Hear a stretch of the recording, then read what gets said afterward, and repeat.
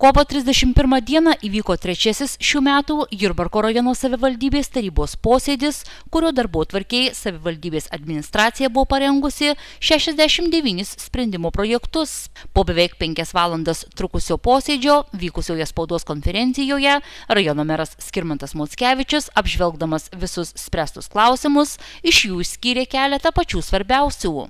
Pirmiausia, dėl mokyklų tinklo pertvarkymo 2016-2020 metais bendro plano patvirtinimo.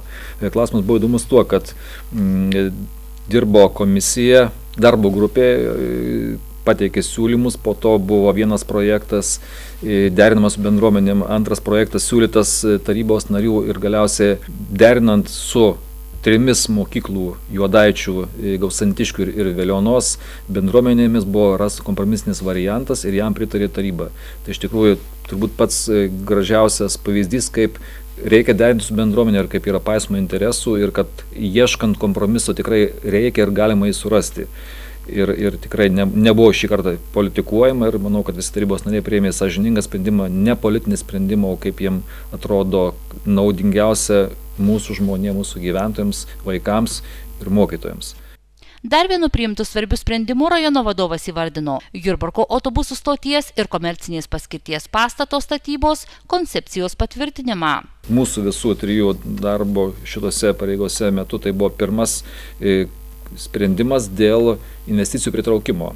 Ir visada girdime, kad nieko nedarote arba nedaroma, kad būtų pritraukiamas investicijos. Tai matant, kiek sukėlė diskusijų klausimas, mes iš tikrųjų, tai yra pamokos, mokomės visi tarybos nariai, kaip reikia pritraukti investicijas, kokie problemos kyla ir pamatėme iš tikrųjų, kad tais atvejais matyt visada kils diskusijos dėl suderinimo interesų, nes kiekviena investicija be abejo bus kiekviena įmonė ar prekybos centras visada sulauks nepasitenkinančių, kadangi be abejo sudarys konkurencijos sąlygas jau esantiems. Tačiau procesas yra derybų ir tiems, kurie sakė, kad tai nesuderinta, mes atsakėme ir atsakome, kad tai buvo esminis pritarimas, ar mums reikia autobusų stoties, kurią pastatytų investuotojas. Dėl visų sąlygų bus kalbama komisijoje, kuri buvo sudaryta iš kompetentingų asmenų, iš 2 teisininkų, tai iš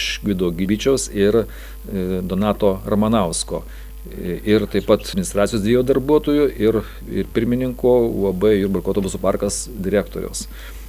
Tai jeigu mums pavyktų šitą sprendimą įgyvendinti, tikrai rajono gyventojai sulauktų autobusų stoties, kurios seniai visi laukime ir turbūt bene vos ne vienintelė Lietuvoje, kurie neturime tokio pastato deramo, kuriame gali atvažiuoti, atvykti kiti keleiviai ir išvažiuoti ir pravažiuoti mūsų rajono gyventojai.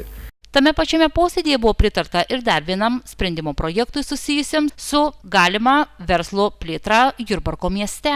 Šių metų vasario 1 dieną Jurbarko rajono savivaldybė kreipėsi uždaroji akcinė bendrovė Lukšių pieninė, prašydama leisti įrengti artezinį gręžinį, nes centralizuotai tiekiamų geriamojo vandens kokybė bendrovės netenkina. Esant tokiai padėčiai, bendrovė patiria nuostolius, stabdoma veiklos plėtra.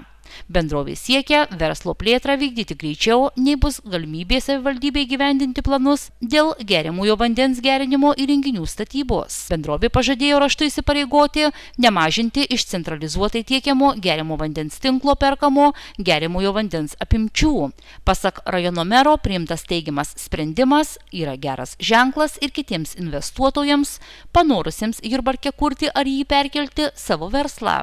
Gera žinia bus investuotojams ne tik tiem, bet ir kitiem, kurie ateis į mūsų rajoną, kad mes tikrai laukime investuotojų ir sudarysime sąlygas, dėrėsimės dėl sąlygų ateimo kitiem, nes norint pritraukti investicijas tam tikrų išlygų visada reikės, nes mes nemanome, kad atėjęs investuotojas tik siūlys kažką, pirmiausia mes klaus, ką mes jam galime pasiūlyti.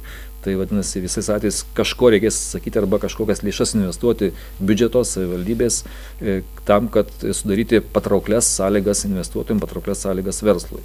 Šiame posėdėje buvo patvirtinta ir keletas sprendimo projektų susijusių su kelių, gatvių ir kiemų asfaltavimo darbais, kurie bus atliekami visame rajone.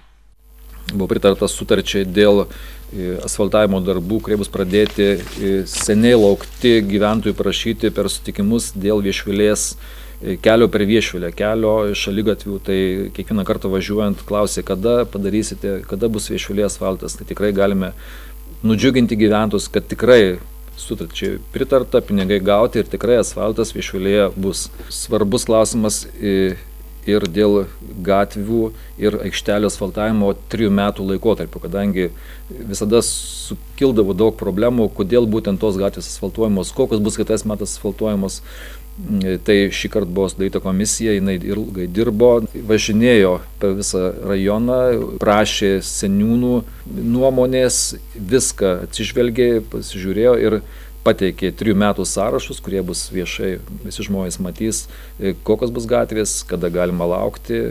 Tai yra skaidrus, aiškus ir konkretus sprendimas, kuriam taip pat visi pritarė.